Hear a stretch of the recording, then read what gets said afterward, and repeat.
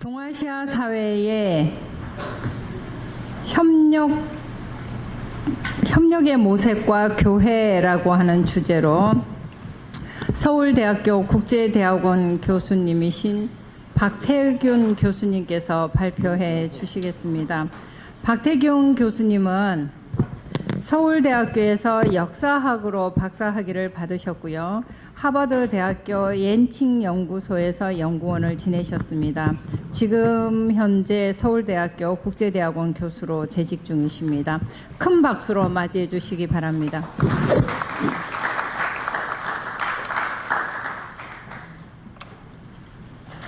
예, 안녕하세요. 지금 소개받은 박태균입니다. 사실 처음에 이 발표를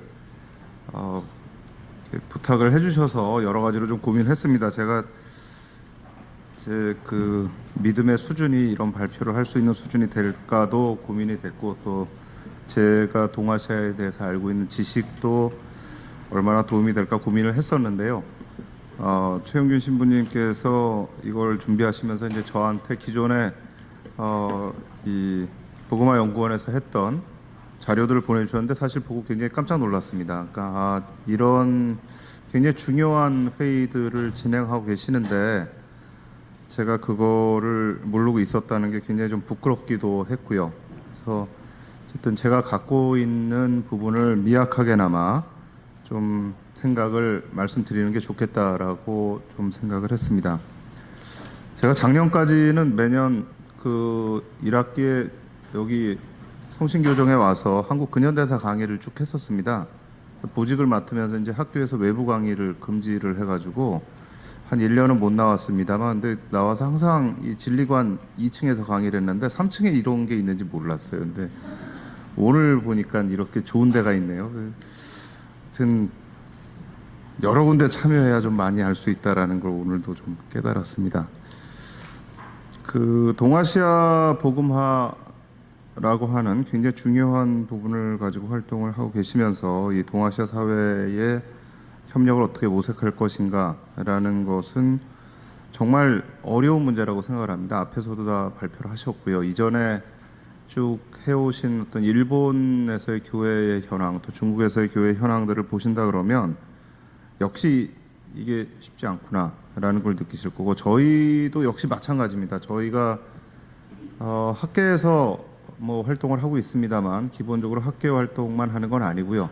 정부에서 중국과의 관계, 일본과의 관계를 풀어나갈 때 이제 그쪽에 자문을 하거나 아니면 실질적으로 그 정책을 하는 사람들하고 만나서 이 관계를 어떻게 풀어갈 것인가에 대한 얘기들을 많이 나누고 있습니다. 사실 그런 측면에서 저희한테 굉장히 충격이었던 거는 사실 작년 한 해 동안 계속 논란이 됐던 사드 배치라든가 이 위안부 합의라든가 이 문제는 저희한테도 굉장히 큰 논란도 됐고 좀 충격을 주는 사건이었습니다. 실질적으로 이 두 사건은 이 전에 있었던 박근혜 정부가 스스로 쌓았던 업적을 스스로 한꺼번에 다 무너뜨리는 사건이었기 때문에 이 사건들을 어떻게 우리가 해석해야 되느냐라는 게 첫 번째 저희들한테 중요한 과제였고, 두 번째는 이 문제로 인해서 무너진 이 관계를 복원하려고 그러면 어디서부터 출발을 해야 되느냐라는 게 이제 두 번째 관건적인 문제였습니다. 그래서 이런 문제를 가지고 이제 토론도 많이 했고, 작년 같은 경우에는 저희가 이제 이 장소를 게이오 대학을 빌려서 일본 게이오 대학에서 한일 관계를 어떤 방식으로 복원해 나갈 것이냐라는 주제를 가지고 굉장히 큰 회의를 개최하기도 했었습니다. 사실 지금 일본 내에서 뭐 일본에서 한국을 연구하는 학자들의 대부분의 공통점입니다만, 일본인들의 또는 일본 사회의 한국에 대한 인식이 거의 바닥을 친 상태인데요. 이 바닥을 친 상태에서 올라가기가 굉장히 힘든 상황이라는 게 대부분 일본에서 한국을 연구하는 학자들의 공통된 그런 의견입니다. 그래서 이제 작년에도 일본 학자들이 저희 이제 서울대 국제대학원에 와서 발표를 했었는데, 기존에 이제 이 한국에 대해서 일본 사회가 어떤 이미지를 가지고 있는가라는 거에 대해서 이 퍼센테이지를 약간 좀 장기적 시계열로 분석을 했는데, 이명박 대통령의 독도 방문 때 한번 뚝 떨어지고요. 그리고 이제 이명박 대통령이 그 일본 왕의 사과 문제를 거론했을 때 다시 한번 떨어지고, 그 이후에 한국에 대해서 어떤 긍정적인 이미지의 그래프가 올라가지 않고 있는 상태입니다.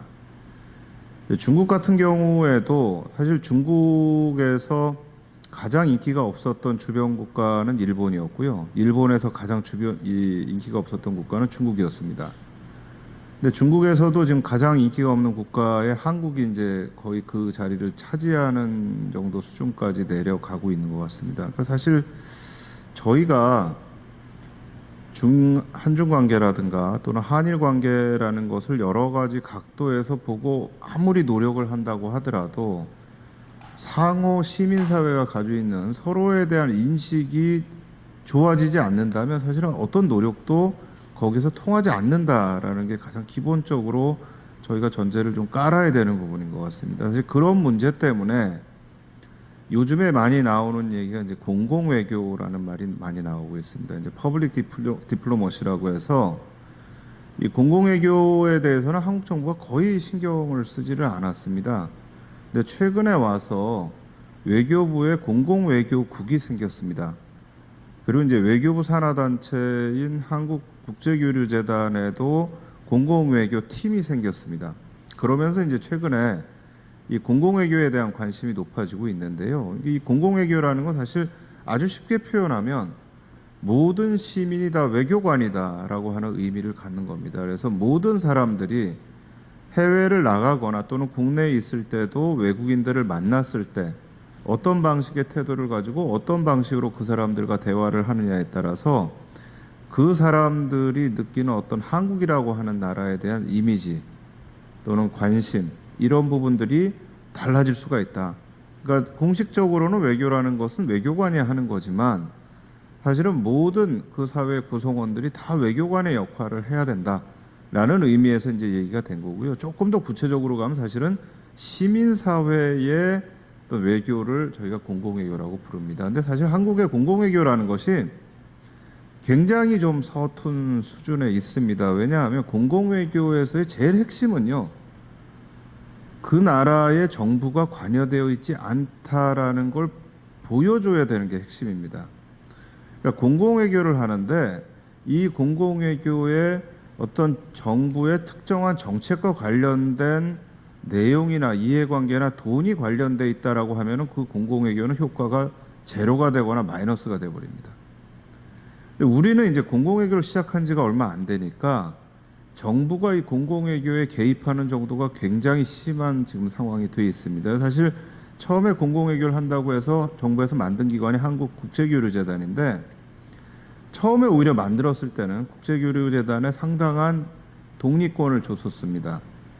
근데 어느 틈엔가 이 국제교류재단에 대한 정부의 간섭이 굉장히 심해지기 시작을 하면서 국제교류재단의 대외 이 정책이라든가 뭐 대외적으로 실시하는 사업이 국가 정책과 국가 사업에 조응하느냐, 서로 이게 잘 일치하느냐라는 부분을 가지고 국제교류재단을 평가를 하기 시작을 했어요. 이게 제가 이제 외교부 감사위원인데요. 그 감사를 하면서 제가 항상 얘기하는 게 이 조항은 빼야 된다라는 얘기를 하는데, 그럼 그 조항을 빼면 도대체 국가에서 국제교류재단에다 돈을 줘야 될 이유가 뭐냐라고 자꾸 얘기를 하는 거예요. 근데 외국의 국민들이나 시민들의 입장에서는 공공외교를 한다고 오는 사람들이 그 나라에 돈을 받아가지고 왔다라고 한다 그러면 이거는 우리가 그 나라의 국익을 위해서 이 사람들을 만난다라는 생각을 갖게 되는 거거든요. 그러니까 그 순간에 사실은 공공외교라는 것 자체가 완전히 죽어버립니다.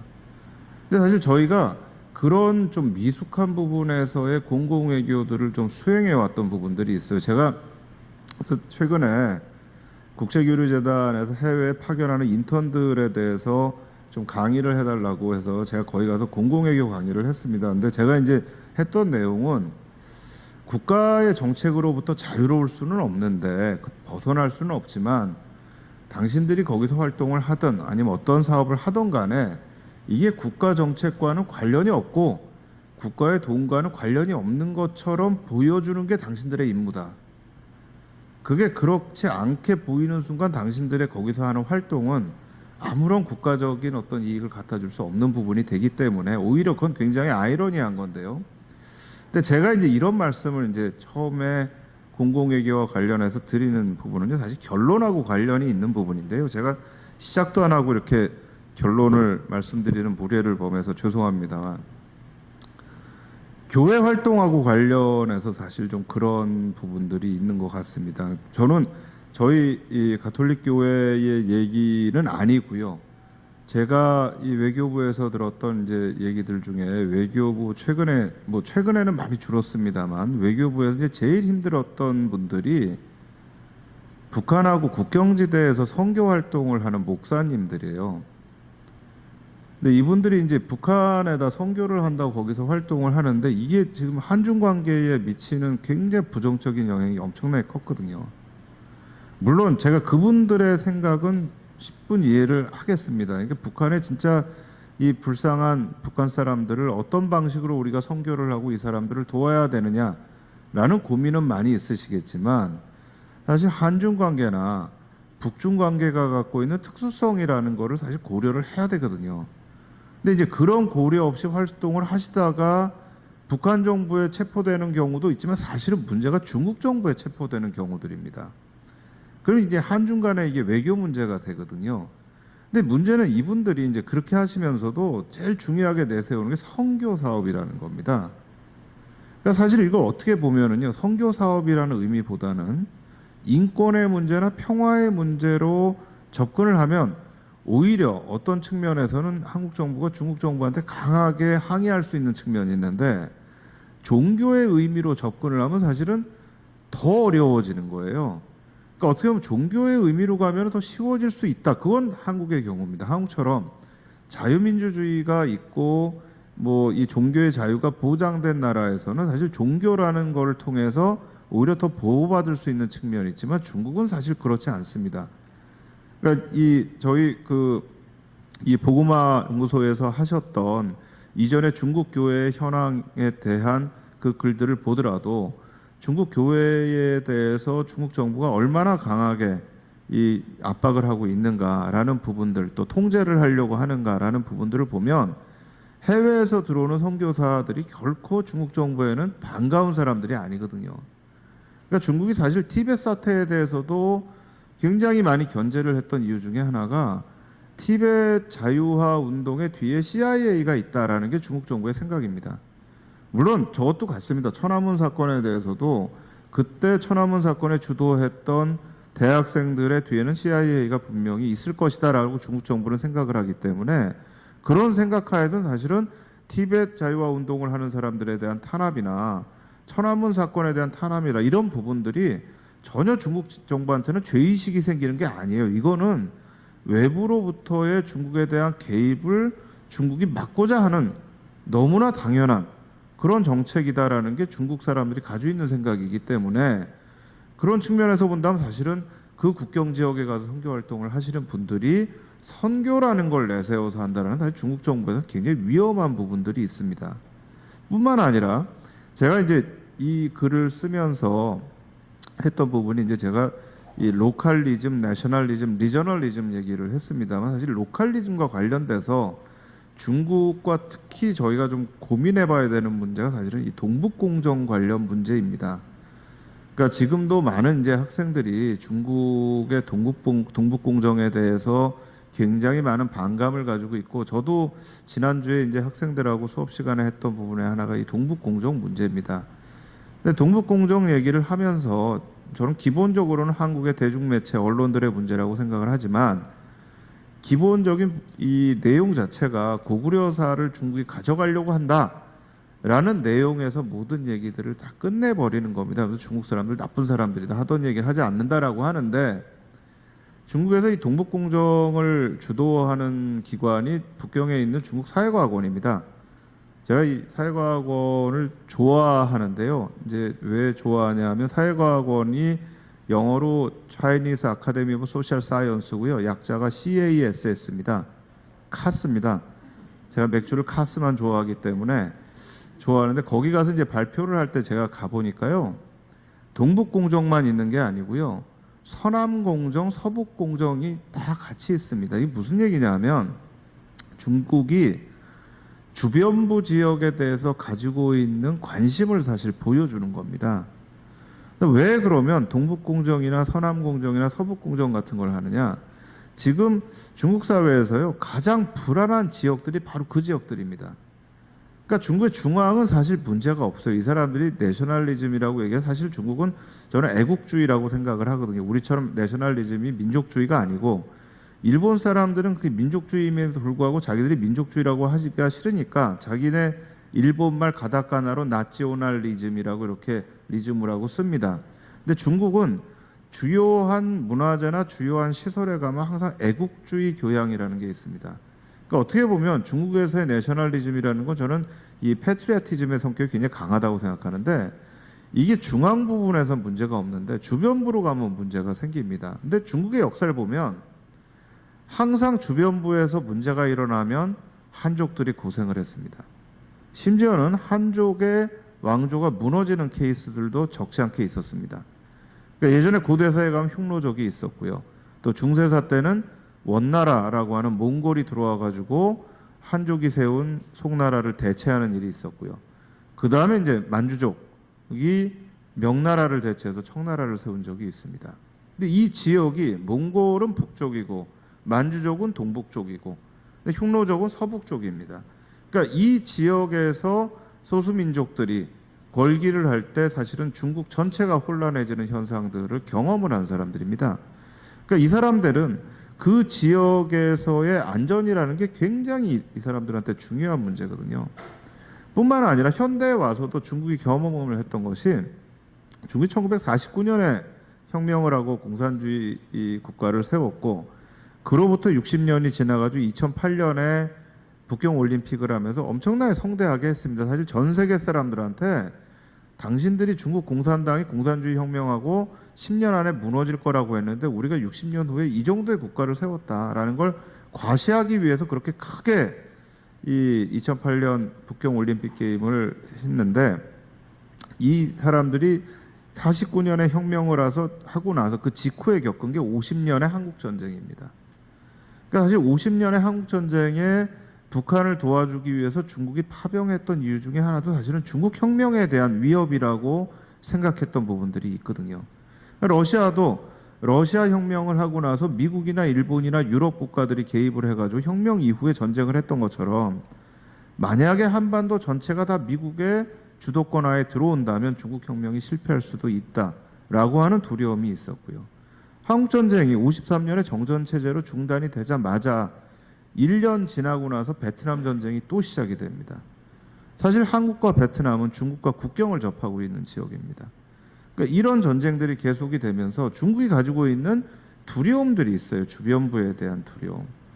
그러니까 이게 티벳이나 신장이나 내몽골, 그 다음에 동북 지역, 이 지역들을 어떤 방식으로 안정시킬 것인가. 여기가 다 지금 소수민족들이 있는 지역들입니다. 근데 그게 처음에는 중국 정부에서 나름대로 이 소수민족한테 우대 정책을 줬습니다. 그러니까 중국의 한족들은 애를 하나만 낳게 하고 소수민족은 둘을 낳아도 되게 허락을 해줬어요. 그러니까 지금도 보시면은 중국에서 유학 오는 친구들을 보면 대부분 한족 출신의 유학 오는 친구들은 형제가 없습니다. 하나입니다. 근데 소수민족에서 오는 친구들은 그래도 둘이 있는 친구들이 있습니다. 요즘에는 이제 그게 풀렸습니다. 그런데 이 정책을 이제 지속하지 않게 된 거예요. 왜냐하면 중국 정부가 중국 사람들도 이제는 결혼을 하지를 않기 시작을 하고 애를 낳지 않는 사람들이 나오니까 중국의 인구가 너무 많아서 중국 망할 거라고 생각을 했는데 사실은 이 많은 인구가 중국의 힘이다라는 걸 중국 정부가 느끼기 시작한 거거든요. 그러니까 사실 중국에서 몇 년 전까지만 해도 제일 잘 팔렸던 한국 제품이 신라면이었습니다. 그것 때문에 농심에서 농심배 바둑 대회를 하고 그랬던 건데 신라면이라는 게 그게 하나 팔아서 얼마나 났겠습니까? 근데 중국 인구를 생각하면 엄청난 겁니다. 그러니까 이 인구의 힘이라는 걸 깨달으면서부터 산하 제한, 이 한 명만 낳게 하는 제한을 풀어버렸는데 그와 동시에 중국 정부가 생각을 한 게 소수 민족에 대한 우대 정책도 같이 폐기하기 시작을 했습니다.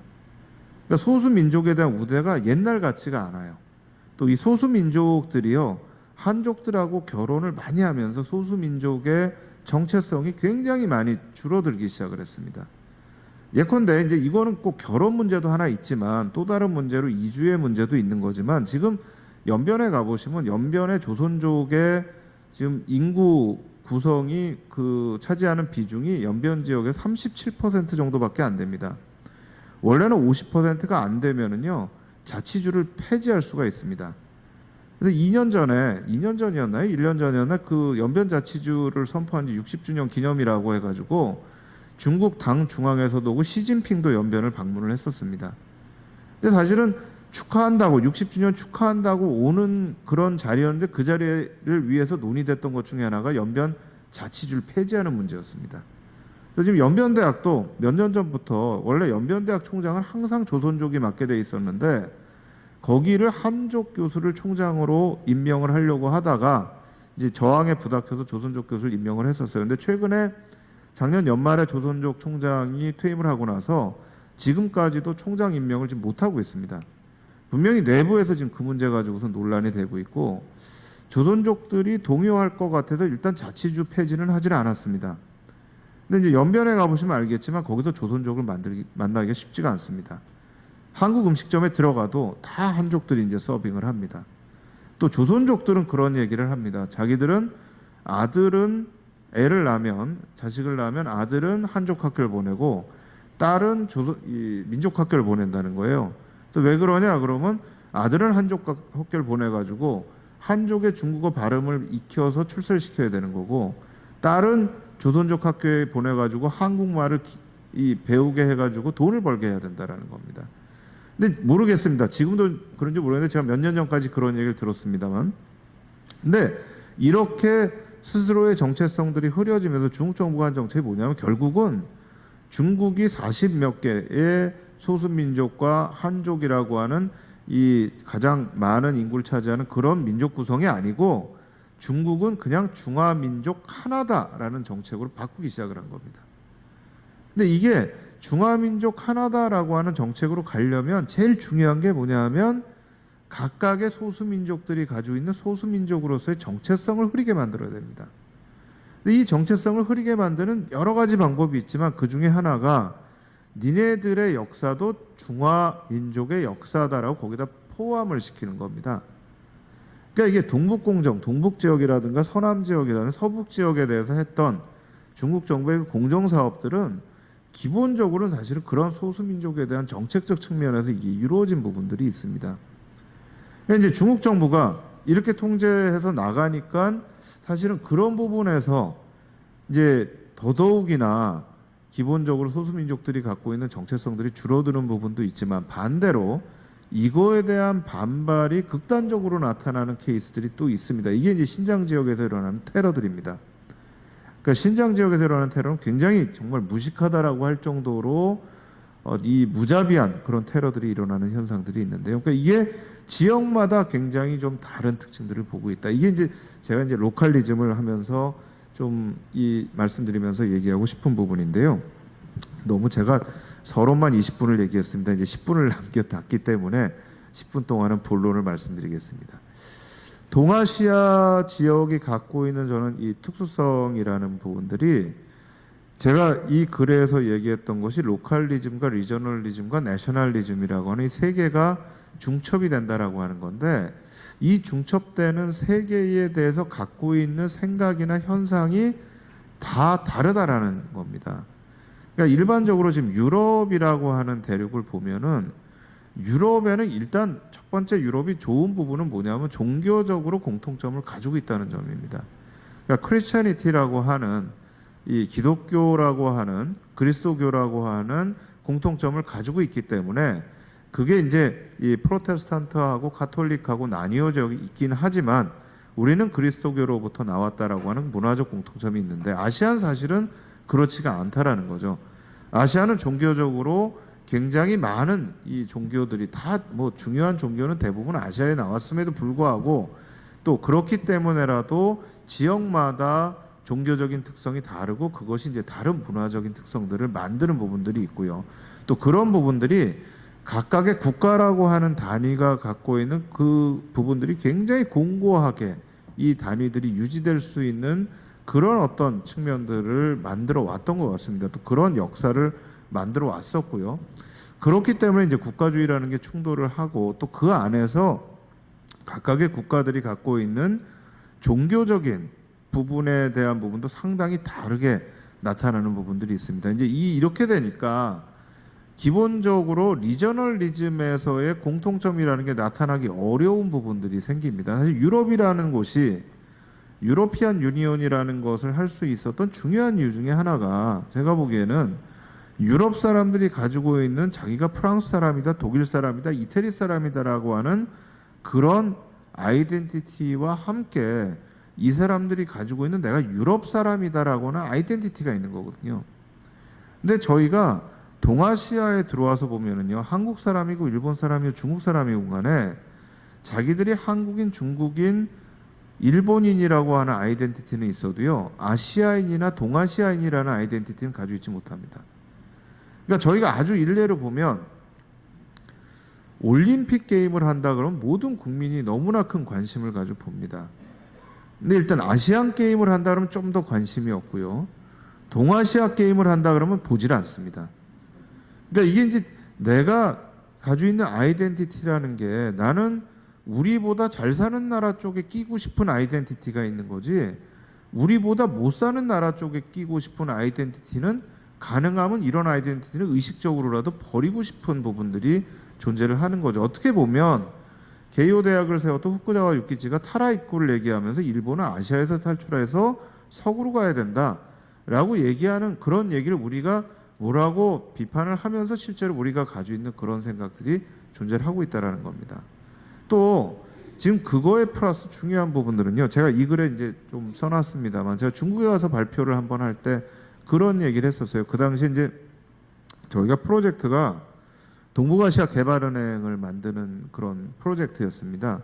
근데 원래 그 프로젝트는 1990년대 초반부터 해서 두만강 개발 계획을 통해 가지고 저희가 골든 트라이앵글 지역이라고 하는 한국, 중국, 러시아가 국경을 맞대고 있는 이 동북 지역의 부분들을 개발하는 이제 요 문제를 가지고 이제 시작을 했는데 그러면서 동북아 개발은행이라는 걸 만들어서 이 지역의 인프라라는 걸 우리가 좀 구축을 하고 거기로부터 무언가를 좀 해나가자라는 그런 흐름을 가지고 있었고 그게 이제 끊어졌는데 저희가 이제 서울대 국제대학원에서 프로젝트를 하면서 이거 우리 다시 한번 좀 살려보자. 어쨌든 우리가 이 공동체라든가 공동의식이라든가 하는 문제는 경제적인 문제가 먼저 해결되고 나가야 되는 것이 아니냐. 그러니까 이 경제적인 부분에서의 협력 관계가 되면 한국과 중국, 러시아와의 관계라는 것이 좀 잘 풀릴 수 있는 가능성들이 생기지 않겠는가.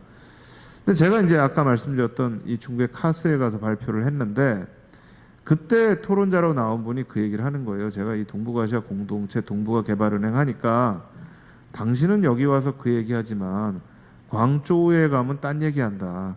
중국은 동북아시아만 있는 게 아니고 중국에는 동남아시아도 있고 남아시아도 있고 중앙아시아도 있다. 그러니까 당신들이 가지고 있는 어떤 이 동아시아라고 하는 그런 지역의 이 아이덴티티하고 중국 사람들이 갖고 있는 아이덴티티에는 분명한 차이가 있기 때문에 그런 얘기를 중국에서 와서 할 때는 좀 조심해야 된다. 이런 얘기를 제가 들었었어요. 근데 이게 사실 중국에서 현상이라고 한다면 다른 한편은 일본에서 나타나는 현상, 일본은 최근에 와서 동아시아라는 얘기를 거의 안 합니다. 그러니까 일본은 약간 좀 진보적인 정부가 들어오거나 또는 진보적인 지식인들이 또는 양심적인 시민사회가 강할 때는 아시아에 대한 정체성, 아시아 중심주의 또는 동아시아 이게 얘기가 많이 나오다가 일본이 보수적인 성향이 급격하게 증가를 할 때는 꼭 나오는 얘기가 아시아 태평양입니다. 그러니까 일본의 생각은 일본은 이 서쪽을 버려두고 동쪽으로의 지향이라는 부분들을 굉장히 강하게 드러냅니다. 근데 한국에서도 마찬가지입니다. 한국에서도 제가 회의를 하면서 대외관계 얘기를 할 때 딱 들어보면 제가 저 사람은 어떤 성향이다 아는 게 나와서 동아시아 얘기하는 분들은 이제 한중일 중심으로 해서 이 아시아 쪽의 문제를 얘기하시는 분들이고요. 발표를 하실 때 아시아 태평양 얘기하시는 분은 이제 한미일 이쪽 관계들을 이제 강조하시는 분들입니다.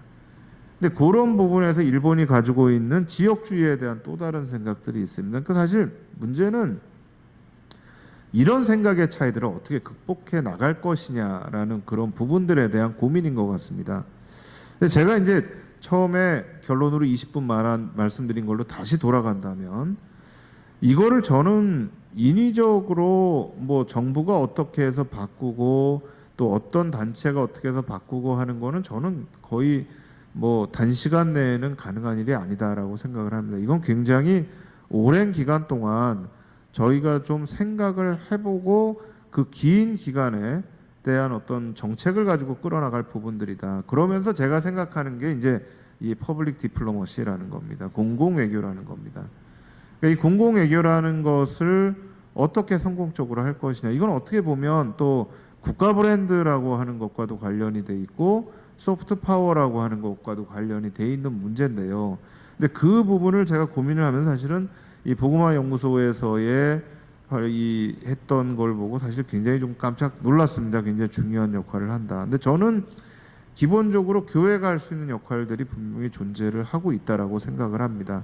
물론 그 부분에서도요. 이제 이거는 제가 이런 얘기를 감히 할 수 있는지 또 해도 되는지 모르겠습니다만 교회의 복음이나 선교라는 차원을 강하게 앞에다 내세우고 가신다면 아마 일본 사회나 중국 사회는 굉장한 거부감을 가질 가능성이 큽니다. 사실 그런 부분에서는 이전에 이 발표했던 논문들 중에 시모노세키에 있는 이제 일본의 시민사회와 결합해서 또 노동교육과 결합해서 했던 그런 어떤 활동들에 대한 부분들이 사실 많은 시사점을 주는 부분들이 있는 것 같아요. 그러니까 저희 이제 국제대학원에 가시는 한영애 선생님이 그런 좀 일본의 시민사회 연구를 하시고요. 제가 일본 교과서 문제가 이제 이 문제가 됐을 때에 한국의 역사 교과서의 이 문제에 대해서 활동하시는 분들이 일본의 이 극우 세력들의 교과서가 채택되지 않게 하도록 하기 위해서 이제 어떤 연합 활동을 하기 위해서 일본을 방문하셨는데 이분들이 가가지고 깜짝 놀랐다는 거예요. 그러니까 일본에서 그런 활동을 하는 사람들을 찾으러 가기 위해서 맨 처음에 동경을 갔는데 동경에는 그런 단체가 하나도 없다라는 겁니다. 그러니까 이 일본에서의 시민단체들은 대부분 풀뿌리 단체들이라는 거예요. 각 지역에 굉장히 강하게 이 뿌리를 내리고 전통을 갖고 있는 이런 단체들이기 때문에 이분들이 결국 거기 가서 다 분산돼 가지고 각 지역으로 들어가서 활동을 했다라는 거예요. 그러니까 사실 이 한국과 일본의 시민사회를 연구하시는 분들이 하시는 말씀 중에 하나가 한국에서의 시민단체, 사회운동단체는 다 전씨 형제들이라는 거예요. 뭐 전민련, 전학련, 전대협, 전노협해서 다 전씨 형제인데 일본은 아무리 가도 그 전씨들이 없다는 겁니다. 그러니까 이게 사실 어떤 이 사회마다의 특징을 보여주는 건데 저는 그 부분들이 교회가 그런 어떤 시민들의 시민 운동들과 또 일본의 시민 운동 굉장히 생활 운동의 성격이 강하기 때문에 이것과 저는 결합할 수 있는 가능성들이 굉장히 크지 않겠는가. 근데 사실 저는 우리나라도 이제는 점점 그런 현상들이 나타나는 것 같아요. 그러니까 이제 작년 말부터 올해 있었던 촛불 시위는 정치적인 성격이 굉장히 강했지만 저희가 2008년에 있었던 광우병 파동 때만 보더라도 사실 그때 이슈는 어떻게 보면 일부 뭐 많은 분들은 또 이명박 정부에 대한 여러 가지 자기들의 불만을 표출한 것도 있지만 광우병 파동이라고 하는 생활의 이슈들이 사실 본격적으로 나타나기 시작했던 그런 사건이라고 볼 수가 있거든요. 그러니까 지금도 뉴스화되는 부분들이 그런 게 굉장히 강하고요. 그런 부분에서 일본과의 저희가 여러 가지 이 퍼블릭 디플로머시라는 차원에서 할 수 있는 부분들이 분명히 존재를 하고 있다.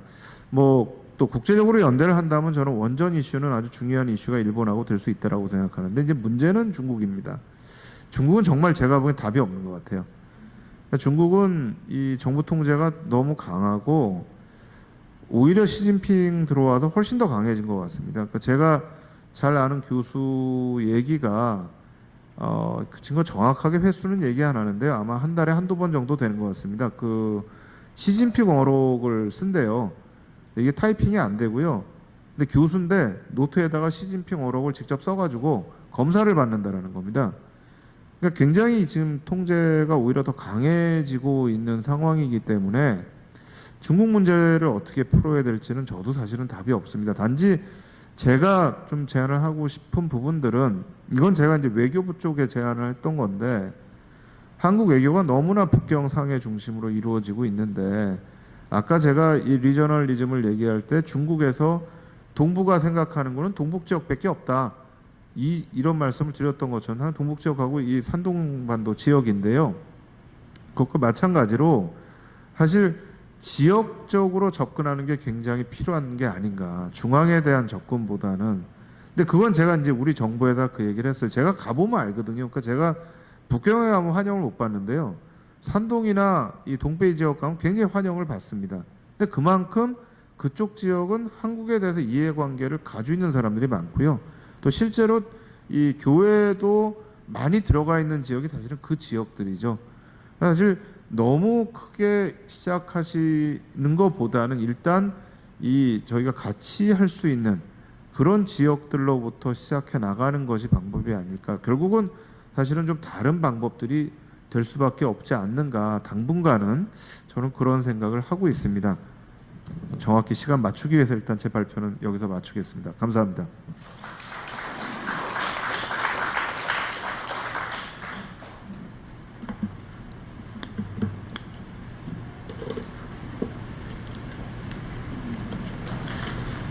네, 발표해 주신 교수님께 감사드립니다.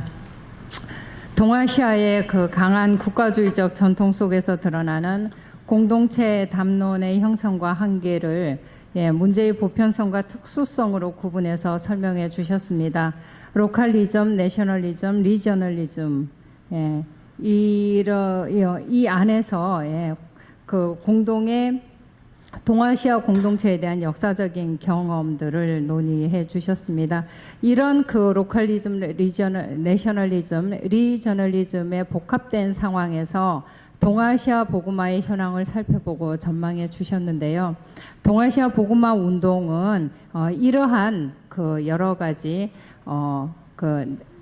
로컬리즘, 내셔널리즘, 리저널리즘 이런 것이 작동되지 않는 그 시민사회의 공공외교 차원에서 진행되지 않으면 쉽지 않지 않을까라고 분석해 주셨는데 뒷부분에서 보면은 그런 공공외교 차원의 영역을 확대해서 지역적인 접근 그리고 각종 노동자 센터를 통한 외국인 이주 노동자, 제일조선인, 사회적 소수자, 환경과 평화 영역 이런 부분으로 확장해서 이해를 시켜주셨습니다. 맞나요? 네. 네. 예, 다시 한번 좋은 말씀 해주신 박태균 교수님께 큰 박수 부탁드립니다.